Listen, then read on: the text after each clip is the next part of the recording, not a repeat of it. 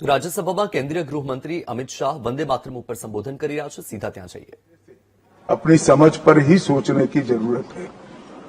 कुछ लोगों को इसमें दिखता है कि बंगाल में चुनाव आने वाला है, इसलिए वंदे मातरम की चर्चा हो रही है। वो वंदे मातरम के महिमा मंडन को बंगाल के चुनाव के साथ कम करना चाहते हैं। ये सही है कि वंदे मातरम की रचनाकार बंकिम बाबू बंगाल में पैदा हुए, बंगाल में जिसकी रचना हुई, और आनंद मठ जिसमें बाद में वंदे मातरम समाहित हुआ, उसकी पृष्ठभूमि भी की बंगाल थी। मगर जब वंदे मातरम का प्रकटीकरण हुआ, वंदे मातरम बंगाल तक सीमित नहीं रहा था, देश तक भी सीमित नहीं रहा था। दुनिया भर में जहां पर आजादी के दीवाने थे, वो गुप्त बैठक भी करते थे तो पहले वंदे मातरम का गान कर बैठे थे।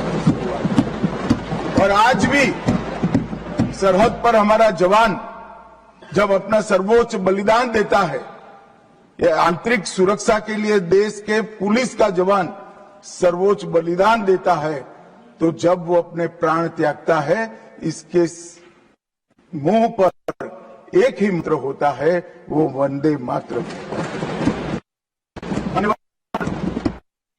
वंदे मातरम का गान, वंदे मातरम का गीत, ये भारत माता को गुलामी की जंजीरों से मुक्त करने का नारा बना, आजादी के उद्घोष का नारा बन चुका था, आजादी के संग्राम का एक बहुत।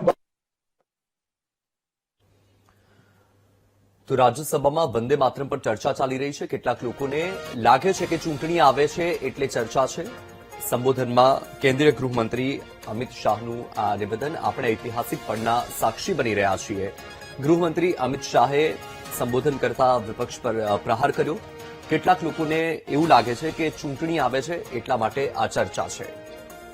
अपनी संस्कृति के रास्ते पर आगे बढ़ाने की प्रेरणा भी कई सारे मनुष्यों को इस वंदे मातरम से मिली।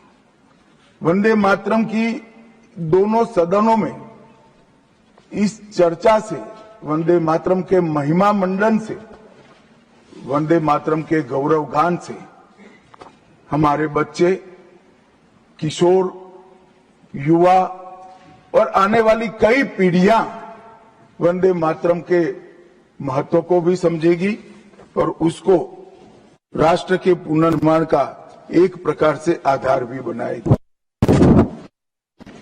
मान्यवर बंकिम चंद्र चट्टोपाध्याय जी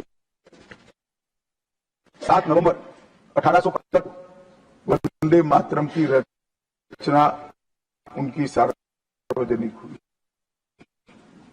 यह दिन कार्तिक शुक्ल